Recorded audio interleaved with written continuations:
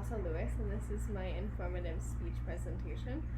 Today I'm going to be presenting on something called Pathfinders, or the Pathfinder Club of the Seventh-day Adventist Church.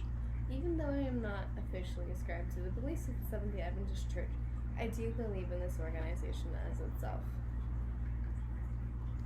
A brief history of the club.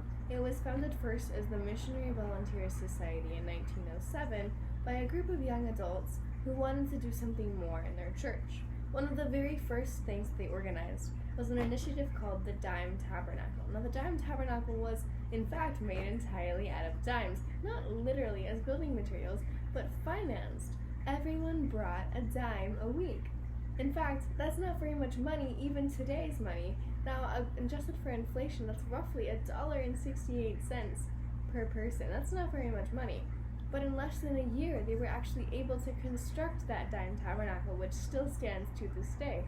I've actually had the privilege of visiting it. Later on, in subsequent years, the Pathfinder Club became more organized, with classes for the younger children developing first, and then later on for the older ones.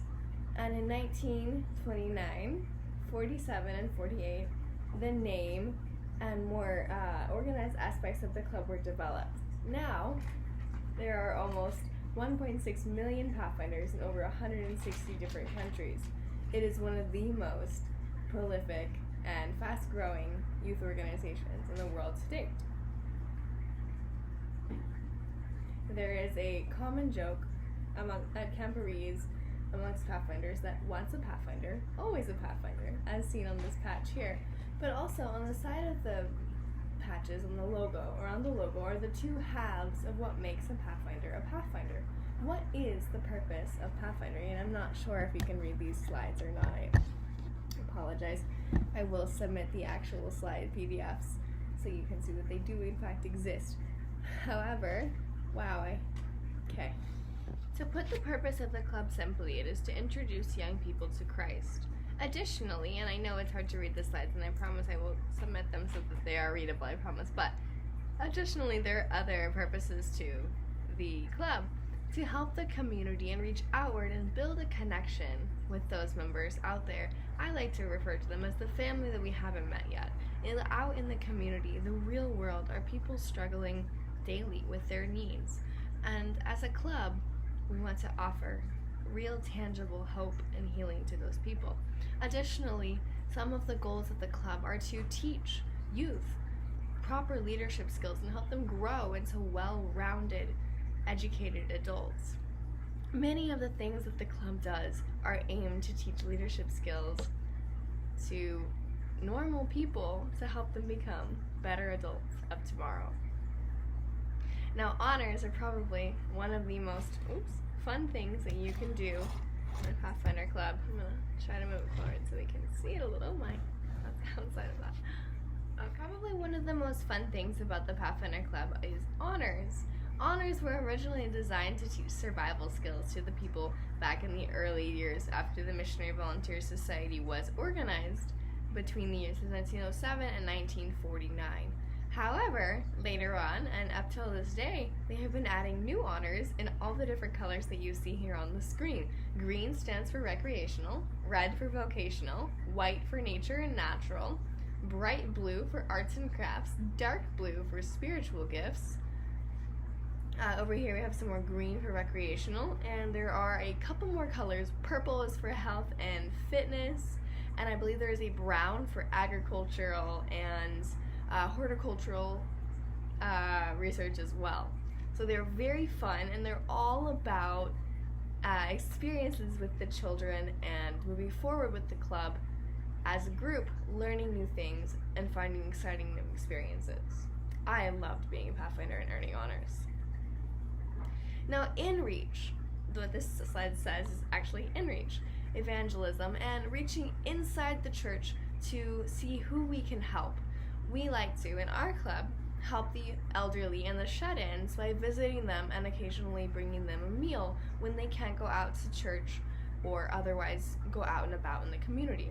We also are working on a project called Adopt an Honor, where other members of the community and the church can sponsor honors that typically the club wouldn't be able to do because of financial constraints. As you can see, these smiling people in the club are very happy to be working as ambassadors for Jesus, showing up to the church services and other events and parades around the community, representing who the Pathfinder Club is, really excited to be there, showing off exactly what they believe. Another thing that we're working on is something called Meal and a Moment, with the most recent event coming up just soon in September. You'll see more about it just below. We're very excited for that, which ties in both with in-reach inside the church itself and outreach to the family that we haven't met yet out in the community. And here is our community outreach slide in and of itself. Here's a bunch of children and staff members. This young person in the middle I have known for actually quite a long time. They are wonderful. Now, what we are doing for the community is something, pardon me, that I am very excited about this year especially. We are working to open a community garden very soon in early October to really bring people in from the community families, specifically because of the kids, because it is a kids club. Pathfinders is meant for kids and families. And the most, wow, it was terribly to see, but I will attempt to bring it closer. My goodness, it is a carnival that we are hosting in early September. Wow, okay. Sorry about that, that's impossible to see, but we are very excited to host the carnival, and I'll also post the PDF of the carnival invitation in the presentation. And who is involved? We have two different groups of people who are involved with us in Pathfinders. We have the staff and we have the students. Now, those who are enrolled in the Pathfinder Club are between the ages of 10 and 17. Now, we are a little flexible in the ages, but typically it's between 10 and 17 to be truly enrolled. After you are done with Pathfindering, you can become a leader in the Master Guide program, the Adult Leadership Program. We also have teen leaders called TLTs, Teen Leaders in Training, who are gaining those necessary skills to become the leaders of tomorrow. Now, the next question is, why should you get involved? And now I would like to reach out to all of the college-age students who are watching this, and just anyone, whether you're in college or not. Why should you get involved with Pathfinders? Because, number one, it's fun. There's literally free hobby stuff you can do. I've made all sorts of jewelry, and I draw. I have all these markers right here, actually, that I got because of Pathfinders. I got them for the Pathfinder Club, but I draw with them all the time. It's really fun, and it teaches you responsibilities. It teaches you teamwork and participation skills. It teaches you organization, and there are career opportunities down the road if you really want to follow them.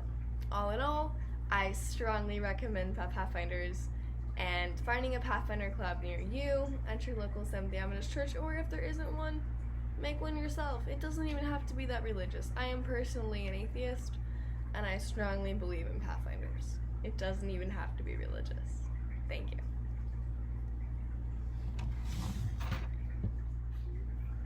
Thank you.